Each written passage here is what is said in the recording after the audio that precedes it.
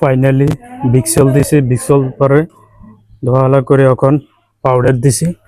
এখন এই যে ওয়াশ করতেছি ব্রাশ কাজ। এই যে এখন মোটর চালাই দিব, পাইপ দিয়ে ওয়াশ করে এলাম। কাজ শেষের পথে। ছাদে কমেন্টে জানাবেন কেমন হয়েছে। এই যে গ্রিল পরিষ্কার করতেছে রাজু, আমির। এই যে আমরা এসএস এর গ্রিল পরিষ্কার করতেছি ক্যারাস্টেল দিয়ে, চক পাউডার দিয়ে।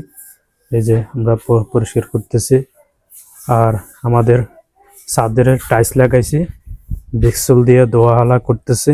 কারেন্ট চলে গেছে, তো এই কাজ আপাতত আটকে রয়েছে কারেন্টের কারণে। তো আমরা আগে এখন এসএস এর গ্রিলগুলো পরিষ্কার করতেছি, চক পাউডার আর করতেছি। এরপরে সিঁড়ির এই যে সিঁড়ির এসএস এর গ্রিলগুলো বাকি কাজ চলতেছে। ফাইনালি ধোয়া শেষ হয়ে গেছে। এই যে পরিষ্কার করা শেষ।